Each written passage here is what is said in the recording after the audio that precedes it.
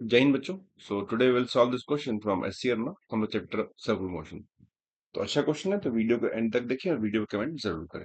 Question is a table with smooth horizontal surface is placed in a cabin which moves in a circle of large radius R. तो radius बहुत बड़ा है और which R का radius है। Two masses m and 2m placed on a table connected through a string going over a pulley. Initially the masses are held by a person.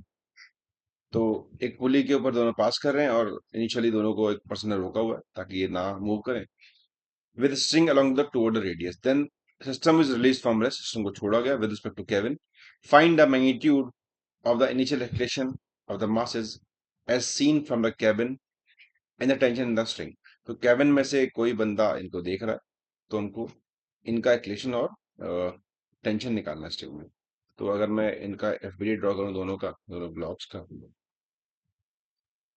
तो इसका मास m1 का मास m है और इसका मास जो है 2m है।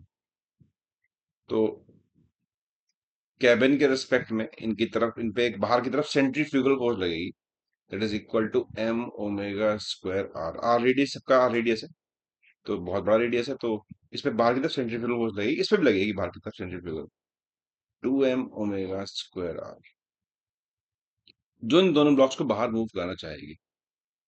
साथ में इस पे लगेगी टेंशन T इधर, और इस पे भी T लगेगी।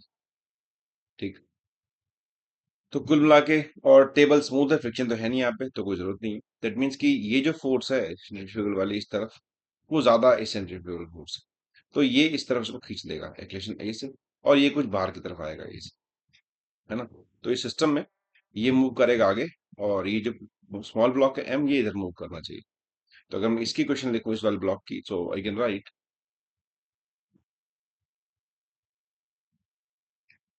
कि 2m omega square R minus T is equal to 2ma। साथ में लिखता हूँ मैं इसके लिए, तो इस पे अंदर की तरफ है टेंशन, तो ये अंदर आ रहा है, तो T minus M omega square R is equal to M into, दोनों कर लेते हैं हम ऐड। ऐड करते ही M omega square R is equal to 3m, M से एम कट गया, A is equal to omega square R by, और मैं अगर ए की वैल्यू पुट कर लूँ इक्वेशन नंबर 2 में, so T minus M omega square R is equal to m omega square r by 3. So t is equal to 4m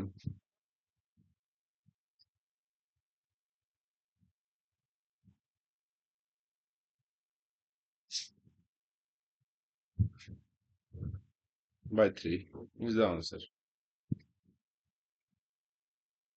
So ये tension और एक्लेशन होगी दोनों ब्लॉक्स में। तो सिंपली एक सेंट्रीफ्यूगल फोर्स मानी, एंड देन हमने नेट फोर्स इक्वल टू हमें लगा दिया दोनों ब्लॉक्स पे, देन सॉल्व द क्वेश्चन। तो काफी इजी क्वेश्चन था, तो बिलीव कि आपको क्लियर होगा। तो वीडियो में कमेंट जरूर करें, और इस तरह के कंटेंट के लिए मुझे फॉलो करें, सब्सक्राइब करें और मेरे चैनल को शेयर करें। Thanks for watching.